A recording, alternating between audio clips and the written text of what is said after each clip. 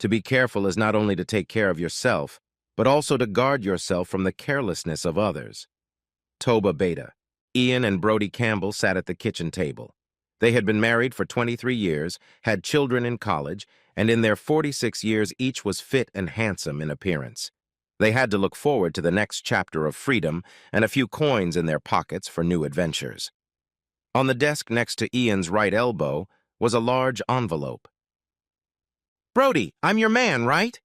"Of course, Ian, since 11th grade and will always be my one and only." "No temptation to fool around now that the kids are gone? You look beautiful. I can see the other guys looking at you." "Don't be ridiculous, Yan. With you, I have everything I want and more. Why are you asking such a question? You haven't found another, have you?" "Ha, no way. I'm a one lover, and you've always been my one and only."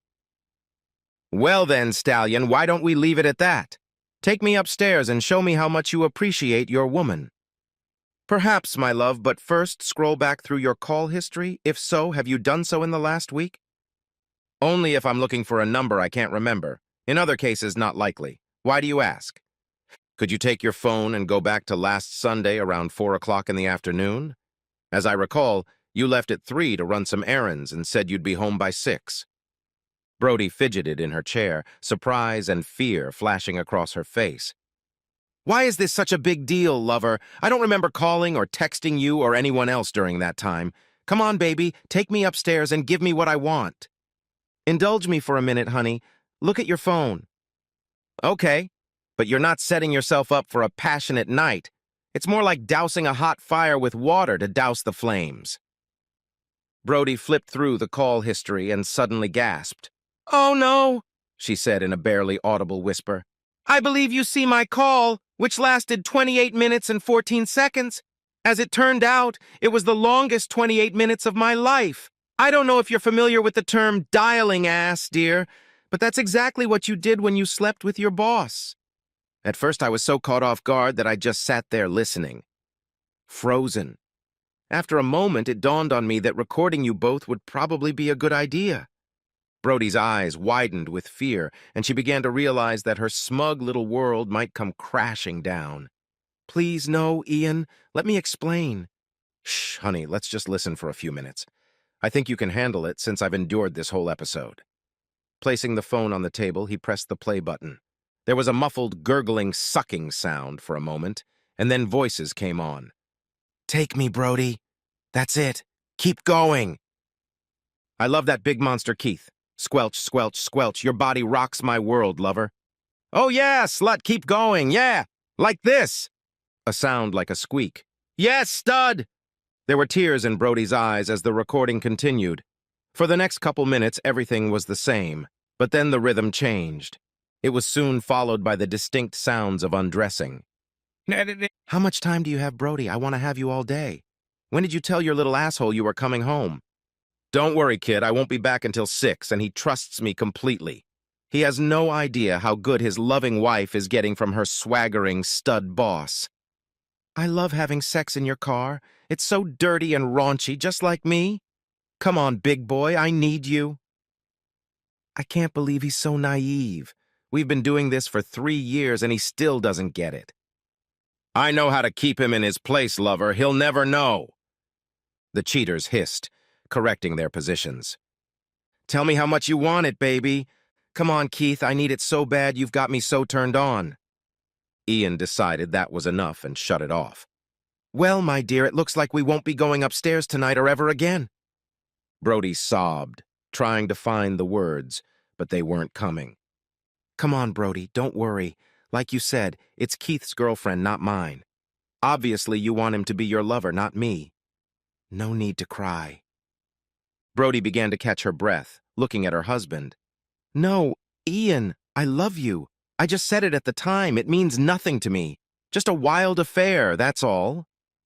"Well, my wife, I don't think 3 years of outright betrayal can be considered an affair. As for love, I know you like what I provide, and I know you love your children. I know you love the country club, the gold American Express card I pay for, and the beautiful red Lexus RX 350 I gave you for our last anniversary.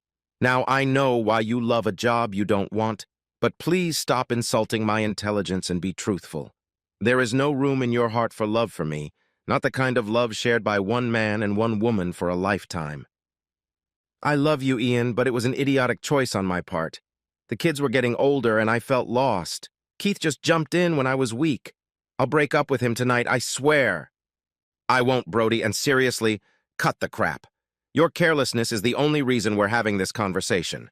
Careless with the phone, but infinitely more careless with my love and our marriage. I was gullible.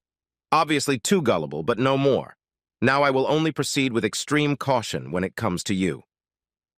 Finishing his comments, he placed the envelope on the table. What's this? Asked Brody, recoiling as if from a poisonous snake. It's my first step toward caution. Self-preservation and caution tell me I should get as far away from you as possible. These are divorce papers.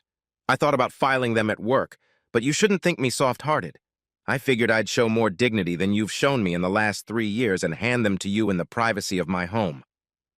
No, Ian, please, no! Exclaimed Brody. She was about to continue, but he interrupted her.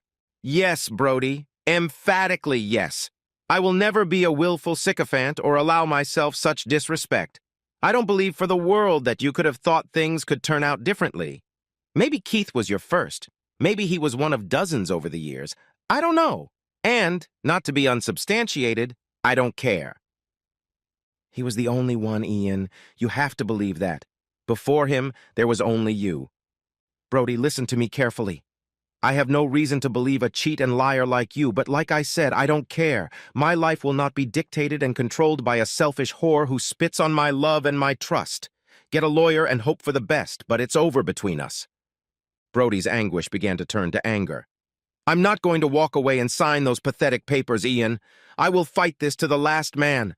I will not become a divorced woman after 23 years of a beautiful marriage. This is my home. You are my husband, and I will fight for my life, for our life together. Do as you see fit, Brody, but let me caution you.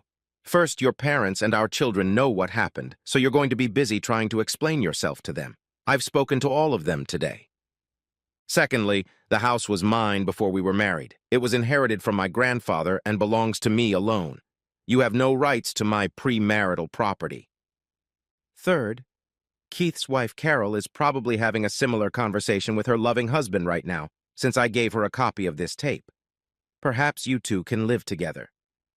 And finally, you've probably forgotten about the prenuptial agreement we both signed all those years ago. I've updated it all these years, out of caution, of course. There are no loopholes in it. Cheating means the unfaithful partner gets nothing. Nothing. 0, 0, 0, 0. I've enclosed a copy for your attorney's review. I have booked and paid for 1 week at the Hilton Garden Hotel near your office. For 1 week, you may use the car I have provided for you. After that, you will have to pick up the payments if you want to keep it, as it is registered in my name. I will pay the penalty and give up the lease. Now I suggest you go pack. Brody was at a loss for words, shocked at how in an instant her rogue chickens had come home. Ian stayed at the table while his soon-to-be ex-wife went upstairs. 30 minutes later, she came downstairs with 2 large suitcases. Brody, you can call and set up a time to come back and pick up other things you think you'll need. We don't have anything in common that I'm going to leave behind. I'll make sure I won't be home when you get here. Is that all, Ian? Nothing more to say in 23 years? Well, Brody, if you do find some sucker who wants to get you, next time you be less careless and more careful.